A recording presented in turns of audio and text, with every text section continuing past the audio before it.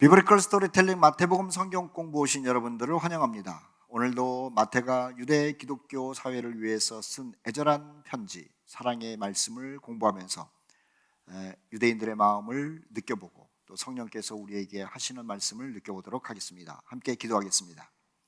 사랑과 은혜가 풍성하신 하나님 아버지, 우리를 큰 죄악 가운데서 구원해 주심을 감사합니다. 영원한 세상을 알게 하심도 감사를 드립니다. 그리고 또 우리가 무엇을 하면서 살아야 되는지도 알려주심을 감사합니다. 말씀을 통하여서 이 모든 것을 견고하게 하는 우리들 되게 하여 주시고, 말씀을 통하여서 힘을 얻고 또 주님께로 더 가까이 가는 하나님의 백성의 삶을 살게 하여 주시옵소서. 오늘도 공부하는 시간 동안 기쁨이 넘치게 하여 주시기를 바라며 우리 구주 예수 그리스도의 이름으로 기도하옵나이다. 아멘. 우리는 지난 시간에 마태가 복음서를 쓰면서 유대 사회에 선교가 무엇인지에 대해서 쓰고 있는 내용을 공부를 했습니다. 마태복음 9장 35절부터 10장, 11장, 12장, 13장까지 계속되는 내용인데요. 자, 선교라고 하는 것은 일단 누구에게인가 관심을 갖고 마음을 둬야 되는 것이고, 그리고 그 불쌍히 생각된 사람들에게 하나님께서 목자를 보내주시기를 기도함과 동시에 나도 하나님이 보내는 사람 중에 하나가 되기를 바라는 기도가 있어야 된다라는 말씀을 들었어요. 그리고 훈련도 받아야 되고요. 그리고 그러한 마음과 훈련, 그리고 실질적으로 선교지로 가야 된다는 말씀도 드렸습니다. 선교를 갈 때마다 사람들은 부담이 되게 많이 되죠. 근데 그 부담에 대해서 마태는 10장 1절에 이렇게 말하죠. 하나님께서 너희가 부담스러워하고 또 고민하고 있는 모든 문제를 해결해 주시는 권능을 주실 것이다. 이렇게 기록해 놓은 겁니다. 유대 교회가 선교사로 나가려고 하는 그 사람들에게 그 사람들이 이 말을 들었을 때 얼마나 무거운 짐을 내려놓게 되었을까라는 생각을 하게 됩니다. 자, 예수님은 12제자를 선택하셨죠. 그리고 그 12제자에게 복음 전하는 것에 대해서 말씀을 한 겁니다. 그 복음의 내용이 뭐냐면은 유대 사회가 전혀 인식하지 못하고 생각하지 못했던 천국에 관한 것이죠. 저 나라, 하나님이 계신 나라, 당신이 오신 나라를 세상 사람들에게 알리라는 것이 주께서 제자들에게 주신 사명이고 또 제자들이 가지고 있는 선교의 내용이라고 하는 거예요. 그런데 유대인들은 이런 이야기를 읽으면서 굉장히 위로를 받고 기쁨이 넘쳤답니다. 마태는 그들에게 기쁨과 위로를 주기 위해서 의도적으로 쓴 내용이 바로 6절 말씀이라고 했어요. 5절부터 읽으면 이런 것이죠. 이방인의 길로도 가지 말고 사마리아인의 골에도 들어가지 말고 오히려 이스라엘 집의 잃어버린 양에게로 가라. 이 한 구절이 유대 사람들에게는 정말로 짜릿한 기쁨이고 그리고 위로였고 힘이 되는 말씀이라고 하는 겁니다. 그리고 7절과 8절 말씀을 통해 가지고 저들은 아까도 얘기한 것처럼 천국에 대해서 이야기하라고 하는 것이 선교라는 말씀을 드렸고요. 그리고 8절은 수단, 천국에 관한 이야기를 듣도록 하는 그 수단으로서의 병고침, 죽은 자를 살리는 것, 나병 환자를 깨끗하게 하는 것, 그리고 귀신을 쫓아내는 것이라고 말씀드렸어요. 자, 이런 어마어마한 일을 함에도 불구하고 돈을 받으면 궁극적으로 저들이 천국에 관해서 안 듣게 되죠. 그래서 돈을 받지 않아야 돼요. 그래서 사람들로 하여금 야, 이런 일을 했는데 돈도 안 받아? 하물며 그리고 또 미안한 마음도 갖게 해야 돼요. 그래서 아이고 돈 안 받으면 내가 뭐 어떻게 하죠? 그럼 내 말을 들어달라고. 아이고 그럼 들어야죠. 우리 집에 와서 얘기를 하세요. 아니면 회당에서 말씀하시면 내가 꼭 참석하겠습니다. 미안한 마음을 갖고 참석하고 귀를 열게 만드는 거죠. 돈 안 받는 게 그런 것이다 라고 하는 거예요. 자, 계속해서 9절 말씀부터 읽도록 하겠습니다. 그러면은 선교를 할 때에 준비 상황이 뭐냐라고 하는 거예요. 준비 상황, 준비할 것들. 우리가 성경적 원리를 배우고 성경적 원리를 따른다라고 하는 것이 쉽지가 않습니다. 이것은 세상 얘기로 하면 모험이고요. 우리 신앙의 이야기로 하면 믿음이죠. 근데 주님께서는 선교를 가는 사람들에게 걱정할 걸 걱정하고 걱정 안 해도 될 거는 걱정하지 말라고 그런 거예요. 걱정해야 되는 게 뭐냐면은 성령의 역사를 걱정해야 돼요. 사실 하나님 내가 성령 충만하게 하시고 하나님의 역사가 계속 나타나야 됩니다. 이것이 선교고 이 일이 가장 중요합니다. 나에게 천국 복음을 비롯하여 하나님의 말씀에 대한 그 역사가 끊이지 않게 없어서 이게 중요한데, 사람들은 정말로 중요한 것은 뒷전이고요. 두려워하지 말라 그런 것은 그렇게 걱정을 하는 것 아닙니까? 여기 원리가 있는 겁니다. 자, 쓸데없이 생각하지 말라는 것. 근데 우리는 이게 중요하다고 생각한다니까요.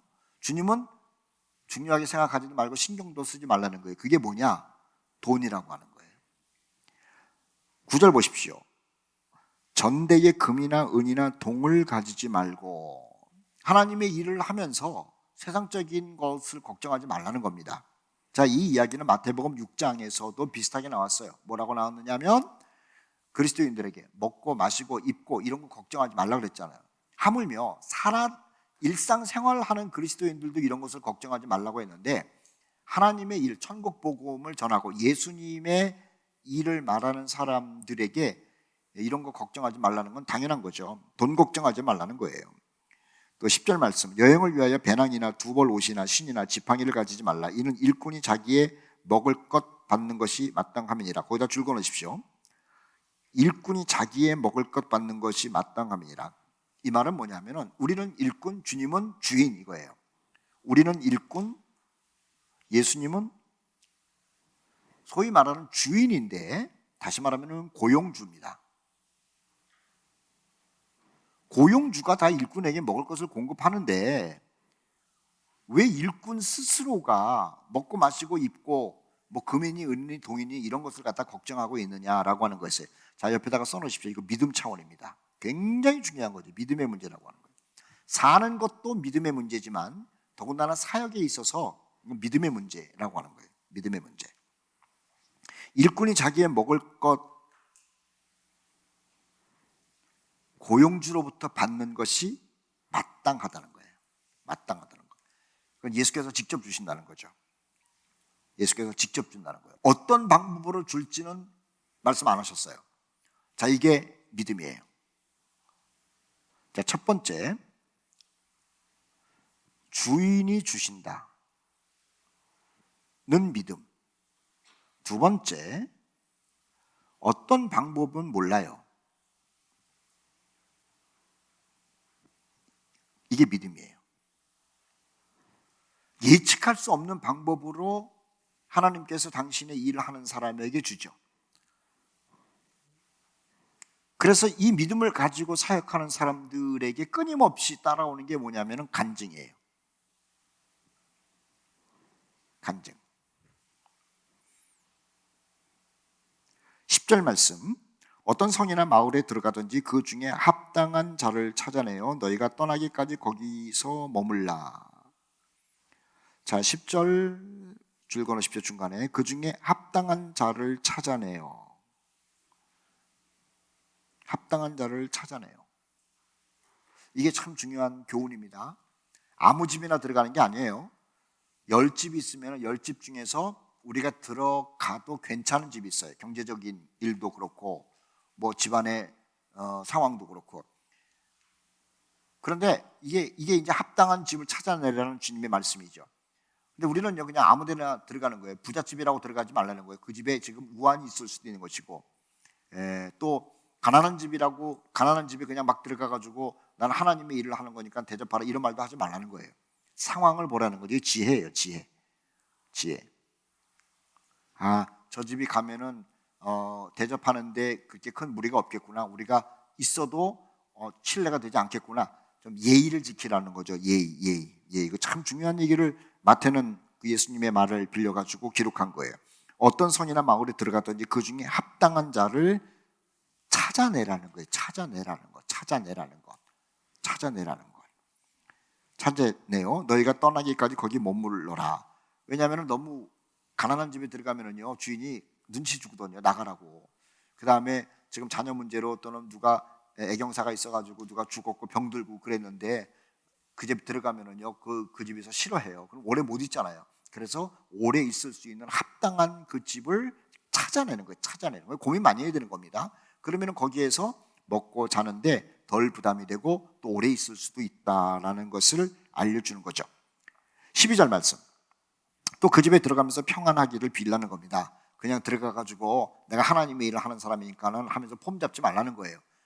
그런 특별한 그 기득권을 가진 사람처럼 그러지 말고 겸손하라는 겁니다. 이거 참 굉장한 질서 있는 윤리 아니에요? 윤리적 질서? 이렇게 표현하면 될까? 보십시오. 합당한 자를 찾아내어 가는데 그 집에 들어가서 함부로 행동하지 말라는 거예요. 나 하나님의 일 한다 이런 말 하지 말라는 거죠.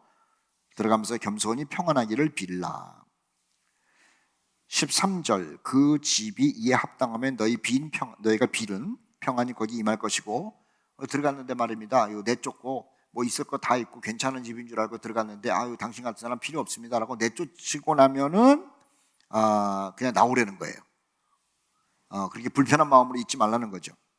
14절 누구든지 너희를 영접하지도 아니하고 너희 말을 듣지도 아니하거든 그 집이나 성에서 나가 너희 발의 먼지를 떨어버려라. 내가 진실로 너희에게 이르노니 심판날에 소돔과 고모라 땅이 그 성보다 견디기 쉬우니라. 자, 이 말이 무슨 말인지 아시죠? 복음을 전하려고 하는데 그 사람들을 받아들이지 않으면요 사람을 안 받아들이는 게 아니라고 하는 거예요. 복음을 안 받아들이는 거죠. 이러한 일이 사실은 비일비재했어요. 복음을 전하러 갔는데 사람들이 사람을 거부하는 것뿐만 아니라 복음까지도 거부하는 거예요. 자, 여기 중요한 것은 뭐냐면은 소위 말하는 신자라고 하는 집을 들어갔는데도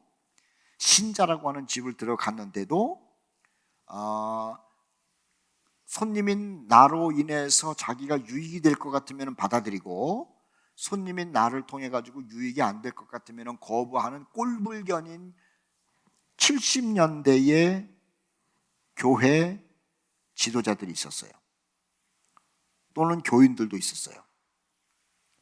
자, 이 대표적인 사람을 여러분에게 소개할게요. 요한 3서 찾아봅시다. 요한 3서 맞나? 요한 3서 맞을 거예요.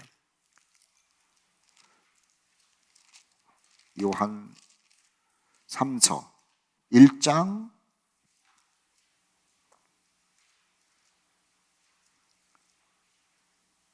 8절부터 10절까지. 자, 우리가 요한 3서는 잘 안 읽죠? 그런데 요한 3서 쓰여진 배경이 마태복음 쓰여질 때랑 비슷한 배경이었어요. 보십시다. 그러므로 우리가 이 같은 자들을 영접하는 것이 마땅하다. 자, 하나님이 일하는 사람을 영접하는 것이 마땅하다. 이는 우리로 진리를 위하여 함께 일하는 자가 되게 하려 함이라.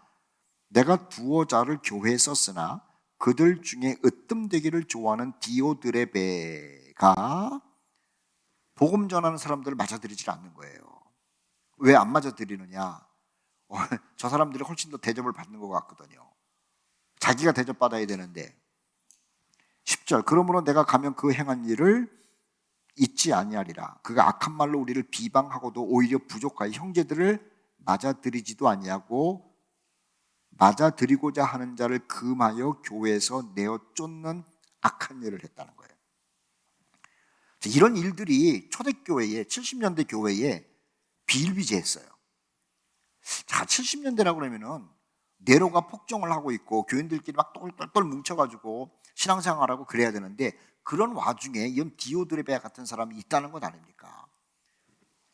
자, 마태는 이런 소문을 들었을 것이고요. 이것도 디오드레베 얘기는 사도 요한이 쓴 거니까는 제자 중에 한 사람이니까는 이런 것 때문에 그 사도들이 얼마나 고통을 겪고 또 기도하고 걱정을 하고 이야기를 많이 했겠냐는 거예요. 자, 어쨌든 다시 마태복음으로 가십시다. 그런 사람들이 있다는 것도 알고 조심해서 이 선교 여행하라고 그렇게 이야기를 하고 있는 겁니다.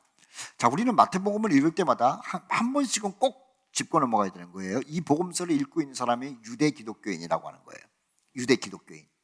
그럼 유대 기독교인들이 형제라 그래가지고 아무 집이나 푹푹 들어가고 그러지 말라는 거예요. 가서 살피라는 거예요. 살피라고. 그리고 유대인들이 받아주면 들어가서 평안을 빌고 거기에서 묵으면서 복음을 전하는데 유대인들이 반대하면 들어가지 말라는 거예요. 괜히 해코지 당해요. 유대인들이 얼마나 못했습니까? 자기와 다른 민족도 싫어하고 자기와 다른 사상을 가진 사람도 싫어하고 뭐 그러는 거니까 말이에요. 그러면은 15절 말씀,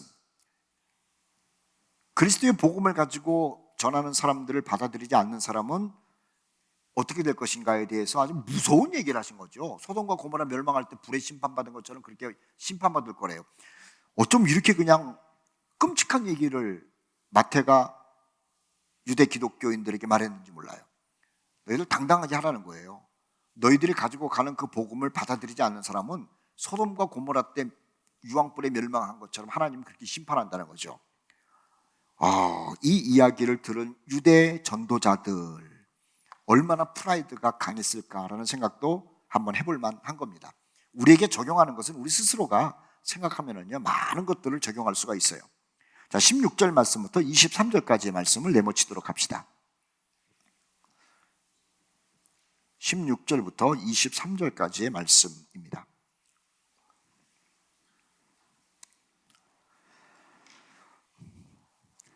자, 주님의 부름을 받고 또 주님의 일을 하기 위해서 훈련도 받고 또 그래서 주님의 일을 믿음을 가지고 가요. 돈 걱정도 안 하고 가요. 그런데 문제는 돈의 문제는 사실은 그렇게 우리를 힘들게 하지 않을 거예요. 주님이 이 문제는 책임진다 그랬으니까. 근데 우리가 힘든 게 뭐냐는 거예요. 힘든 게 뭐냐? 거절당한다는 거죠.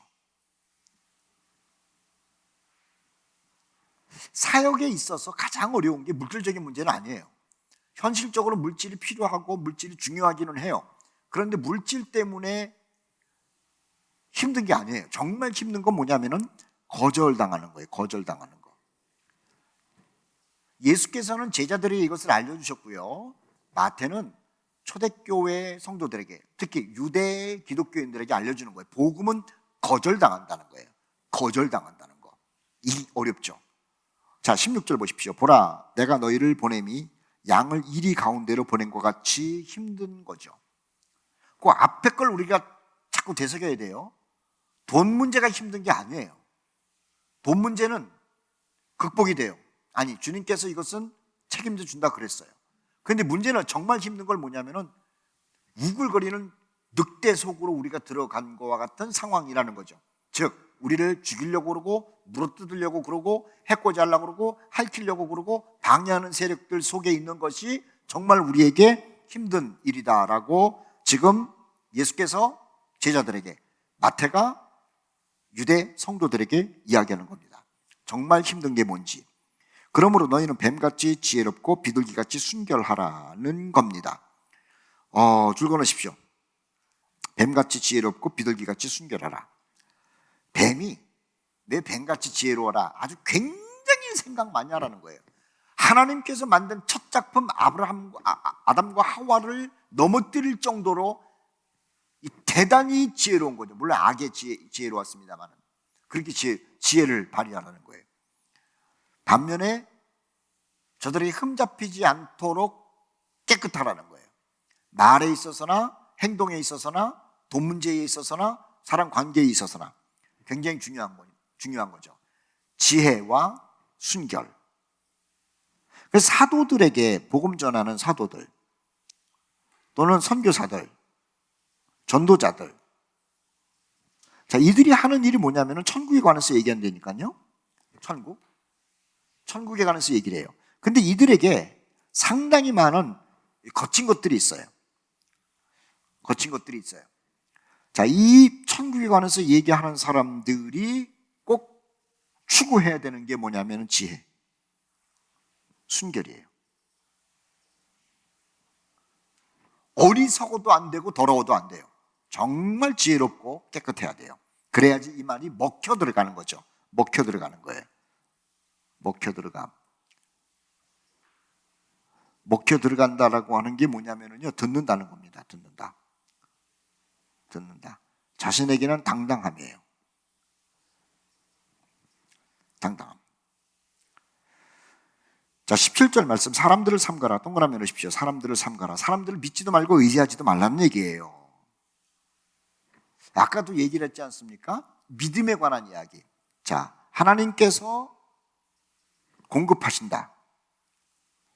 방법은 모른다. 이게 믿음이라고 그랬어요, 믿음. 자, 이 믿음이 세 번째 여기서 얘기를 하잖아요. 사람 믿지 말라는 거예요. 그리고 하나님만을 믿으래요. 자, 여기 사람이 있습니다. 사람. 동족도 믿지 말고, 친구도 믿지 말고, 심지어는 가족도 믿지 말고, 부모도 믿지 말아요. 굉장히 냉정하죠. 영적인 문제이기 때문에 그래요. 영적인 문제이기 때문에. 자, 17절 말씀 보세요. 사람들을 삼가라. 사람들을 믿지 말라는 거예요. 의지하지도 말라는 거예요. 거꾸로 사람 안 믿으면 누굴 믿느냐? 하나님 믿는 거죠.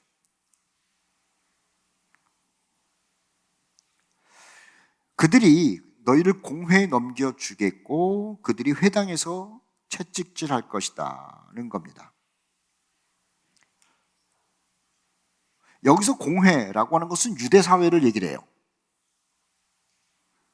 유대사회. 회당 나오잖아요. 회당. 역시 유대인들이 모이는 곳이에요. 1차적으로 동족에게 상당히 큰 박해를 받는다는 거죠. 상당히 큰 동족에게, 형제들을 얘기를 해요. 유대사회는 이스라엘 사람들은 형제 아닙니까? 아주 똘똘똘 뭉친 사람들이죠. 왜 그러냐? 뭐 때문에 유대인들이 형제들을 갖다가 때리고 거절하느냐? 자, 유대인들이 바라는 세상이 있다고 그랬죠. 유대인들이 바라는 세상. 하나님 통치, 지상낙원이에요. 하나님 통치하는 지상낙원의 지도자는 제사장들이에요. 제사장 나라. 그리고 그 밑에서 보조하는 사람들이 유대인들이에요. 그리고 나머지 이방인들은 하층 이방인은 하층 민이라고 말했잖아요. 그런데 이걸 갖다가 지금 깨는 얘기를 하는 거죠. 이 도식을 깨는 거예요. 천국 복음이라고 하는 것은. 그러니 유대 사회에서 이것을 좋아할 리가 없는 거죠. 유대인들도 안 좋고 유대 지도자들, 사두개인이나 바리새인들도 이게 안 좋은 거예요. 그러니까는 형제들이 이것들은 이단아들이다. 우리가 추구하는 것을 거절하는 그런 존재들이다라고 얘기를 하면서 공회에다가 넘겨주면서 때리게 만드는 거예요.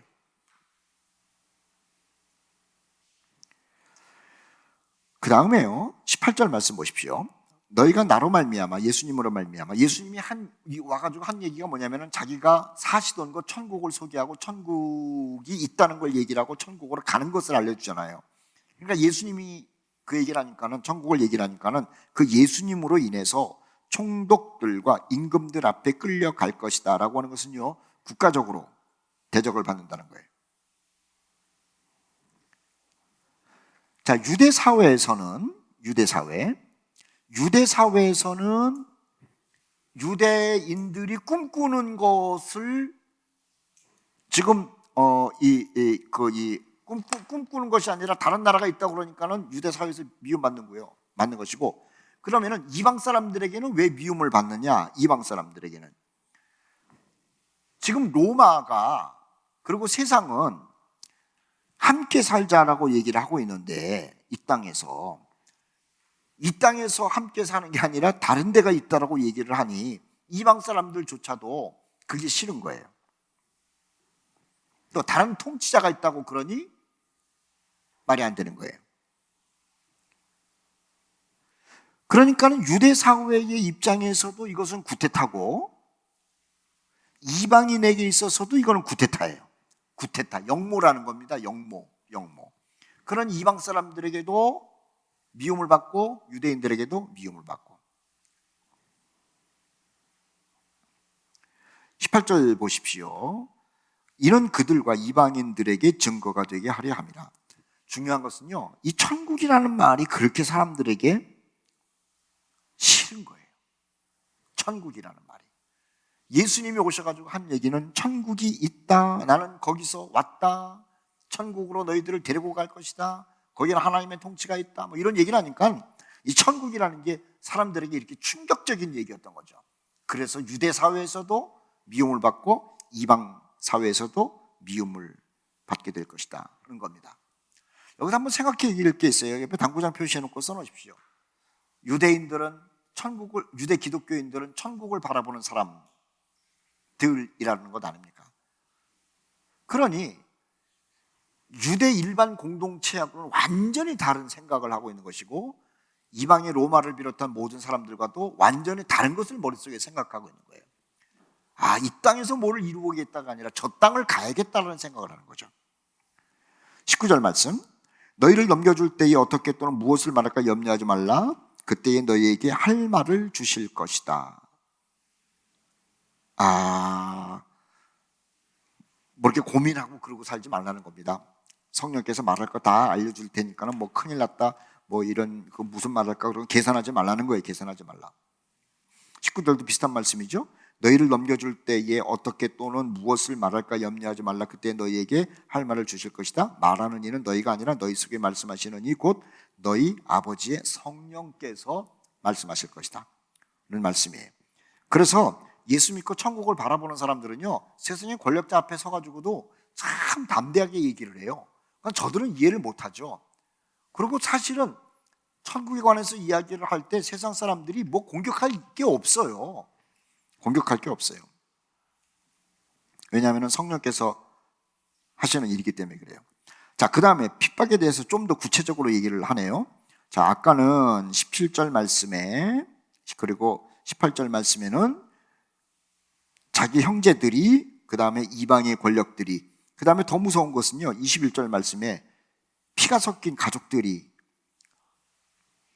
거절을 한다는 거예요. 장차 형제가 형제를, 아버지가 자식을 죽는 데에 내어주며 자식들이 부모를 대적하여 죽게 하리라. 왜 그러느냐? 말도 안 되는 얘기를 하는 거예요. 자, 다시요. 제가 지금 얘기했죠? 왜 그러냐? 말도 안 되는 얘기를 하는 거예요. 말도 안 되는. 자, 우리도 얘기를 해봅시다. 내가 미국 가서 산다 그러면 말 되잖아요. 내가 저 소말리아에 가서 산다 그러면은, 소말리아라는 나라가 아주 가난한 나라고 문명이 없는 나라고 포악한 나라기는 하지만은 그래도 말은 되잖아요. 소말리아라는 나라가 배 타고 가더니 비행기 타고 가면 되니까. 아니면은 나는 북한에 가서 살 거야, 저 평양 밑에, 아니면 평양 위에 저기 신우주 가서 살 거야, 저 함흥 가서 살 거야, 이런 얘기를 하면은요, 정말 한심스러워 보이지만은 말은 되잖아요. 그리고 야, 그런데 왜 가느냐라고 하면서 얘기를 하면, 그냥 뭐 거기 가가지고 무슨 뭐 빵 공장을 해가지고 먹고 살려고 그러고 북한 사람들 도와주려고 뭐 그러면서 가는, 이게 말이 되잖아. 그런데 미국도 아니고 소말리아도 아니고 북한도 아니고 대체 이 땅에서는 우리가 할 수 없는 천국을 얘기를 하니 부모들이 뭐라 그러겠습니까? 돌았다는 거예요. 돌았다는 거.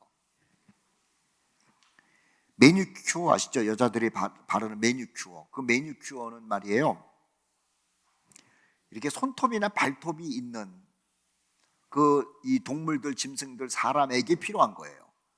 개들 요새 많이 키우는데 개도 이렇게 발톱 있잖아요. 거기다 매니큐어를 바르는지 모르지만 일단은 매니큐어라는 건 이렇게 딱딱한 뭐가 있어야지 바르는 거라고. 그런데 아메바 같은 존재 있잖아요. 아메바. 이게 딱딱한 게 없어요. 그냥 물체 물렁물렁한 거지. 거기에 매니큐어라는 게 이해가 됩니까?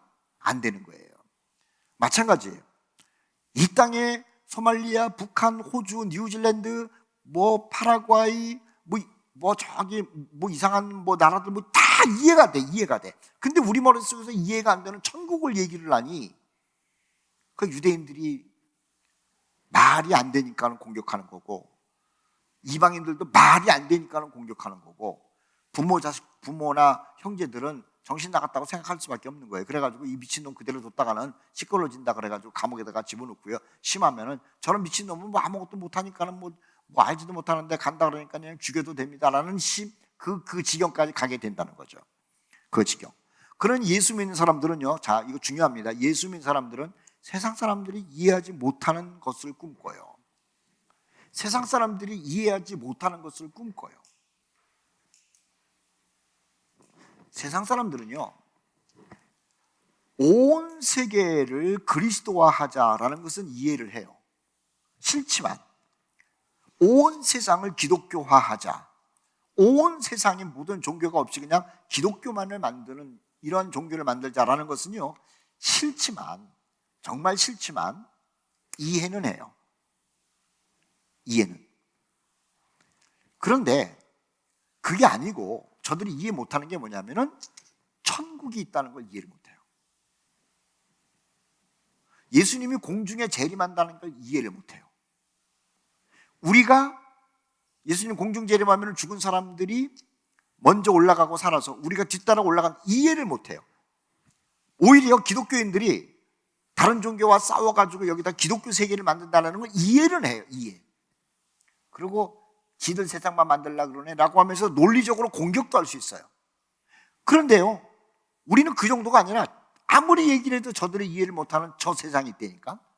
예수님 구름 타고 공중으로 오신다는 얘기, 이거 세상 사람들이 이해를 하냐는 거예요. 우리는 세상 사람들이 이해를 못하는 것을 소망하며 사는 사람들이기에 이런 얘기를 하면은 식구들도 미쳤다고 얘기를 하고, 친구들한테 얘기를 하면은 광신자라고 얘기를 하고, 세상 사람들에게 얘기를 하면은 다 싫어하는 거죠. 그리고 주님이 오셔가지고 세상의 죄악들을 다 무너뜨리고 예수께서 만왕의 왕이 돼서 세상을 통치한다 그러면은 지금 세상의 권력을 잡고 있는 미국 대통령과 영국의 왕실과 프랑스의 총리와 무슨 대한민국의 대통령이 좋아하겠습니까? 자기네들은 아무것도 아닌데 만왕의 왕 예수님이 통치한다 그러는데, 그러니까 예수 믿는 사람들이 하는 이 얘기를 사람들은 싫어하고 박해하는 거예요. 이해가 안 돼서 박해하고 싫어서 박해하고, 천국 얘기는 그런 거다라고 하는 것이죠. 자, 여기 재밌는 얘기 있습니다. 22절, 또 너희가 내 이름으로 말미암아 모든 사람에게 미움을 받을 것이나 끝까지 견디는 자는 구원을 얻으리라. 줄거놓으세요. 끝까지. 미친놈이 돼도, 또는 사람들에게 말도 안 되는 구테타 같은 어떤 생각을 가지고 있다는 소리를 듣는다 할지라도 천국에 관한 믿음을 붙잡고 끝까지 견디는 사람은 천국 간다는 거예요. 천국 간다는 거예요. 23절 동그라미 놓으세요. 23절, 이게 참 재밌는 말이더라고요. 23절 말씀 보십시오. 이 동네에서 너희를 박해하거든 저 동네로 동그라미, 그 다음에 별표 2개 피하라는 겁니다. 피하라는 거예요. 예수님은 당신의 제자들에게 싸우라는 말을 하질 않아요. 피하라고 그래요. 이거 사담입니다만은 모든 종교에는 말입니다, 무술이 있어요. 무기가 있고. 기독교에는요, 무술이 없어요. 무기가 없어요. 불교를 보세요. 소림사. 이슬람을 보세요. 무기. 가톨릭을 보세요. 권력과 무기 다 있어요. 기독교는요, 역사 가운데 호신술도 없어요. 기독교의 태권브이 이런 것도 없잖아요. 합기도도 없고 유도도 없고 아무것도 없어요. 기독교는 무기도 소유를 안 해요. 기독교는 뭐냐? 도망다니는 거예요. 기독교는 숨는 거예요. 발각되면 그냥 죽는 거예요. 그래서 우리가 힘든 거예요. 기독교는 예수님의 승천과 성령 임함 이후로 그냥 숨어 다니는 거예요. 누가 쫓아오면은 왜 우리 기독교를 갖다가, 우리 신앙을 갖다가 종교의 자유가 있는데 이렇게 싸우질 않아요. 민주주의 국가에서 왜 우리를 예배드리는 것을 방해하느냐 싸우질 않아요. 바보예요. 예수님 얘기를 하는데 내가 무슨 당신들한테 빵을 달라고 그래, 해코지를 해. 예수님 얘기하는데 왜 못하게 싸우질 않아요. 그냥 기독교인들은요, 자기 지도자가 잡혀가도 그냥 기도만 해. 아마 그 지도자는 말입니다, 성도들이 막 싸워주기를 바라겠지. 근데 그런 지도자는 가짜야. 잡혀가면 잡혀가는 거고, 잡혀가는 것을 구경하는 성도들을 향해서 원망도 안 해요. 이게 이상한 기독교예요. 기독교는요, 힘이 없어요. 예수님이 제자들에게 그랬다니까는 싸우지 마라 12명 모여가지고 도망댕기라는 거. 도망댕기라고. 이게 참 이상하잖아요. 자, 보십시다. 23절. 이 동네에서 너희를 박해하거든 저 동네로 피하라. 내가 진실로 너희에게 이르노니 이스라엘의 모든 동네를 다 다니지 못하여서 인자가 오리라. 이거예요. 구원은 오직 100% 주님에게 의지하는 것이지 사람들의 힘에 의하여 보호를 받는지라는 것은 성경에서 허락하지 않아요. 주님께 다 맡기는 거예요. 죽음도 맡기는 거예요. 사람에 의해서 내 생명을 조금 연장시키는 것도 허락하지 않아요.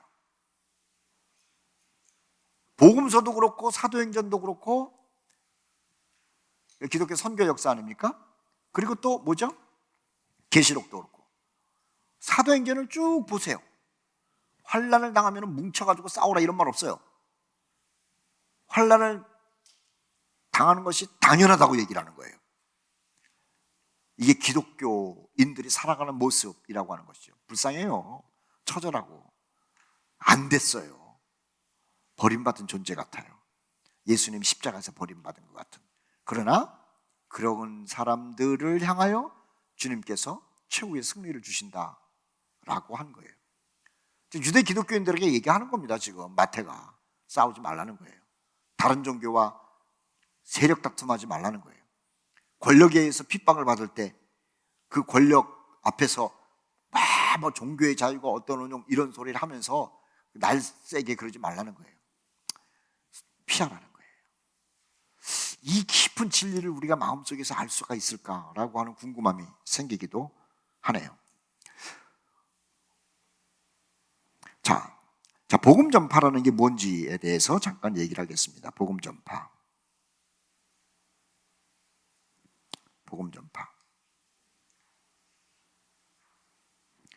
자, 이게 지금 마태가 유대 기독교 사회에다 얘기를 하는 거죠. 유대 기독교인에게 얘기를 해요. 첫째, 이렇게 진행됐다.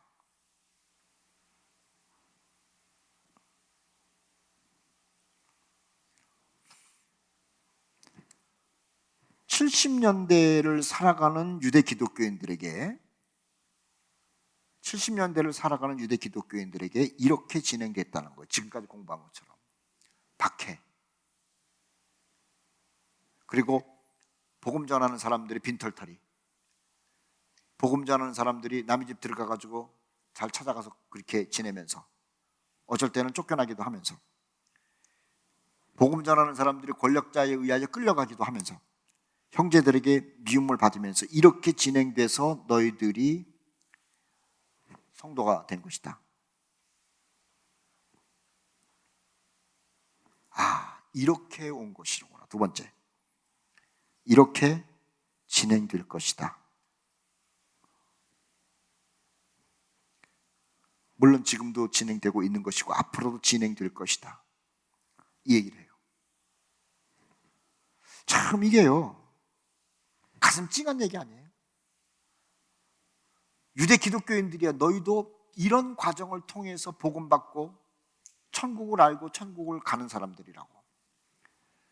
너희들도 누군가를 천국 가도록 하기 위해서 이런 과정의 주인공이 되어야 된다고.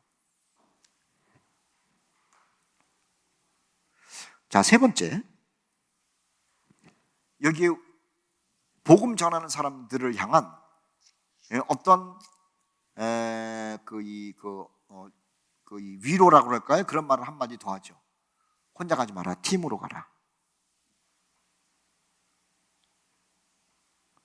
자, 이 팀이라는 게 참 중요해요. 위로예요. 전도서에도 보면 그러잖아요. 삼겹줄은 끊어지지 않는다. 예수님이 복음 전할 때 어떻게 하라고 그러냐면 꼭 둘 이상씩 가라고 그랬어요. 바울도 그렇고 바나바도 그렇고 또 다른 사람들도 그렇고 전도하는 거 보면 다 둘 이상씩 간다는 거예요. 이게 뭐냐면요, 위로예요. 서로 의지가 돼요. 믿음 지키는 거예요. 독불장군으로 하지 말라는 거죠. 이 동역의 의미예요. 동역.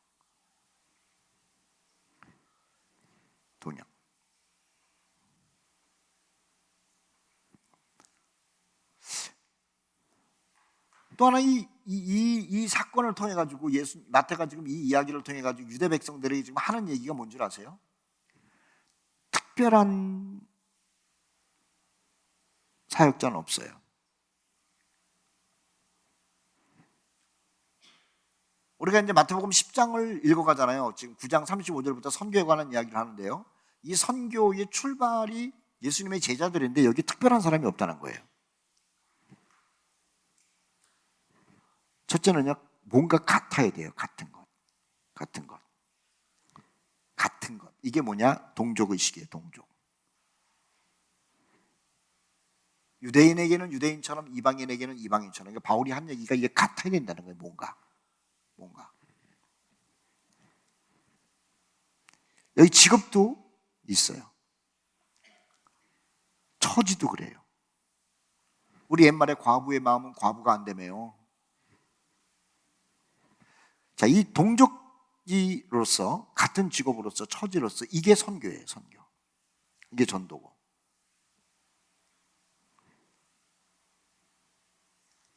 뭐 적용이 가능할지 안 가능할지 모르겠는데, 제가 목회를 하면서 하나 경험하고 깨닫고 또 생각하는 게 뭐냐면요, 대단한 분들 모셔다 놓고 간증 집회 하잖아요. 그 사람들이 대단한 분을 보러 왔지 메시지를 들으러 온 것 아니라는 것 아세요? 연예인들 뭐 텔레비에 막 나오고 그런 사람이 온다 그러면은요, 메시지를 들으러 오는 게 아니에요. 어떻게 생겼나? 저 사람 저렇게 생겼네. 저 코미디언이었는데, 저 사람 가수인데, 유명한 사람이야. 그거 보러 오는 거지.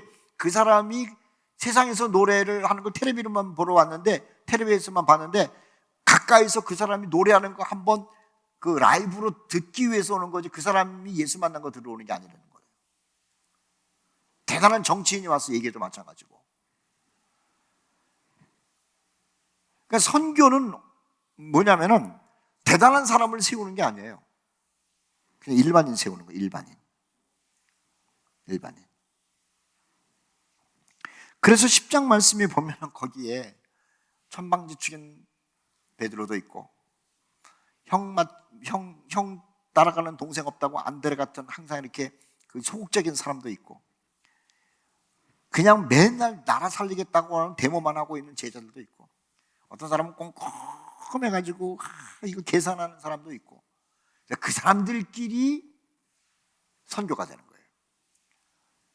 오늘 마태복음을 합니다만은 마태복음 가운데 보면은 마태가 잔치를 할 때 세리들이 많이 모여요. 거기에 대제사장이 가가지고 설교하면 듣겠습니까? 아니에요. 바울이 가서 설교한다고 듣겠냐고. 아니에요. 바울은 우리랑 달라. 바울은 도덕적으로 깨끗해. 바울은 학자야. 아유, 저 사람처럼 우리는 못 되지. 그런데 마태가 간 거예요. 마태. 우리랑 같이 좀 돈 좀 해먹었는데 예수 만났네. 우리랑 같이 그냥 사람들한테 미움을 받는 예수 만났네. 그러니까 삭개오 이런 사람은 어떻게 예수 만났어? 나도 가능할까?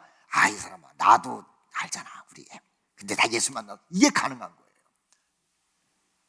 어부들한테는 어부가 가는 거고, 민족 운동을 했던 사람들에게는 시몬이 가야 되는 거예요. 그리고 맨날 계산적으로만 해가지고 막 의심하고 이런 사람들을 전도하려면 도마가 가는 거예요. 빌립이 가든지. 우리는 뭔가를 착각하고 있죠. 세상에서 성공한 사람, 유명한 사람, 대단한 사람, 이런 사람이 와가지고 전도 뭐 어쩌고 저쩌고 하면 될 것 같아. 아니에요. 나는 저렇게 못해. 저 사람은 뭐 특별한 사람이니까 예수 만났지 뭐. 응? 저 사람은 좀 유명한 사람이니까 어쩌고 그렇게 되는 게 아니에요. 그래서 여기서는 선교라는 특별한 사역자는 없어요. 특별한 사역자는 없어요. 다섯 번째 우리가 생각해야 될 것은요, 사역은 어쨌든 무지 힘든 겁니다. 힘든 일. 거역 때문에 그래요. 그리고 핍박 때문에 그래요. 죄인을 만들어요. 이게 무섭죠. 힘든데 왜 힘드느냐? 거역하는 것도 그냥 그래. 말했는데 그냥 들을 필요 없어. 얼마나 기분 나쁩니까? 미친놈 취급하고. 근데 거기서 끝나는 게 아니라 돌을 던져요. 그리고 자기네들 논리로 죄인을 만들어요. 그래서 선교는 힘든 거예요. 거역 때문이 아니에요. 여기까지 가는 거예요. 죄인.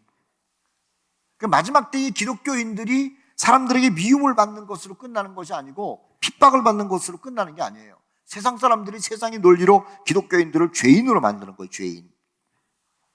이게 끔찍한 거죠. 법으로 다스리겠다라고 하는 거예요. 여기까지는 감정이죠. 근데 법으로 다스리면은요, 이거는 빠져나갈 게 없어요.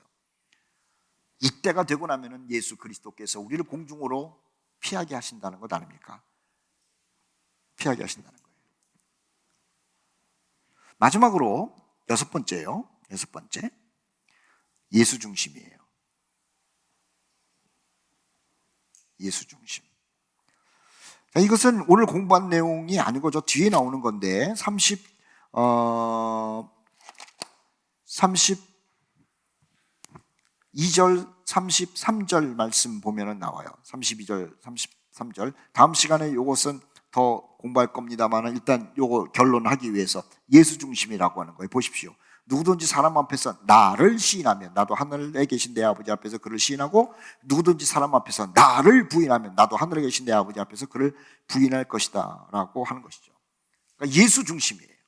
그러니까 선교라고 하는 것은요, 문화 개혁이 아니에요. 문명 발전시키는 게 아니에요. 그러니까 문맹을 퇴치시키는 게 선교가 아니에요.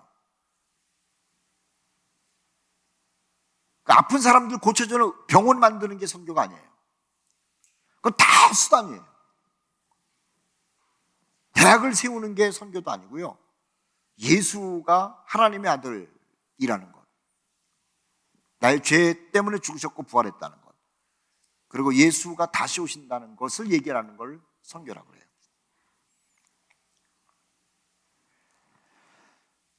오늘 지난주에 이어가지고 예수님을 전하는 그 선교가 어떻게 지금 이루어졌고 또 이루어지는 것인지, 선교가 무엇인지에 대해서 지금 진행하고 있죠. 다음 시간에도 이 선교에 대해서 여러분들에게 한 번 더 말씀을 드리게 될 거예요. 어떻게 복음이 전해지는지, 그리고 선교하는 사람들의 마음 자세는 어떻게 가져야 되는지에 대해서 계속해서 읽으면서 조금 더 나눠볼 수 있도록 하겠습니다. 한 주간 동안 공부한 내용들을 몇 번씩 반복하시고, 특히 성경을 읽으시면서 예수님이 누군지, 그리고 우리는 그 예수님을 전하는 사명자로서 무슨 생각을 가지고 이 사명에 발 딛고 행동해야 되는지를 묵상하면서 지내는 한 주간이 되었으면 좋겠습니다. 주 안에서 강건하십시오. 믿음으로 승리하십시오. 그리고 주님의 제자라고 하는 것을 잊지 마십시오. 다음 시간에 만나겠습니다. 감사합니다.